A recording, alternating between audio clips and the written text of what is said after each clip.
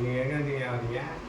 கோயம்புத்தூர். அவங்க பேர் செந்தில் பொருள். உங்களை அறிவுப்பட்டி. நீங்கள் அனுசியா ராஜபாளையத்துக்கு கந்தசாமி அரூர். மேகனா அரூர்.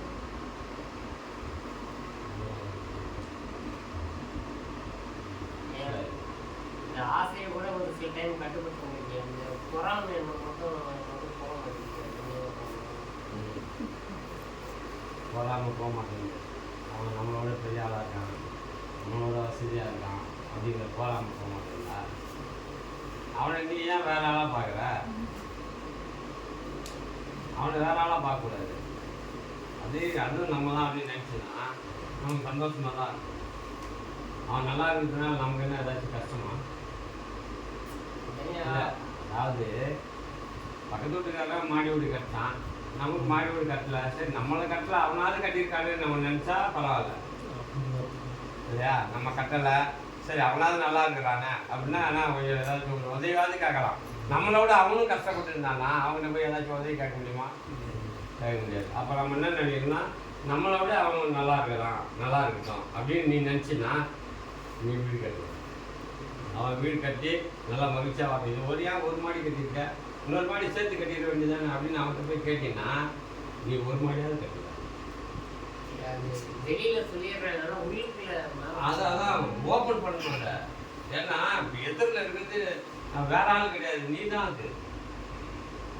இப்போ நீங்கள் எதிரில் நீங்கள் எல்லாம் உட்காந்துருக்கீங்கன்னா அது நீங்களாம் வேற நான் நினச்சிட்டேன்னா ஒன்றும் இல்லைங்க. நீங்களாம் என் உயிர் தான், எனக்குள்ளே இருக்கிற உயிர் தான் அங்கேயே இருக்குது இல்லையா? அதில் ஏதாவது வித்தியாசம் இருக்கா? என் உடம்பு கீர்னா உங்கள் உடம்பு கீர்னா வித்தியாசம் இருக்கா? ரத்தம் ஒரே மாதிரி தான் வருது.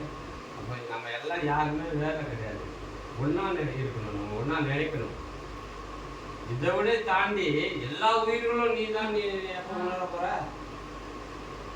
எல்லா உயிருமே நீ தான். ஒரு புழு ஆனாலும் அது நீ தான். சரி நம்ம செத்துடுறோம், இந்த உடம்புலேருந்து என்ன வரும்? புழு உருவாகுமா உருவாதா? அப்போ நீ எங்கே இருக்கு? நீ அது பயத்தினால அடிக்கிறோம். அதை பிடிச்சி கொண்டு அங்கே விட்டுருங்க.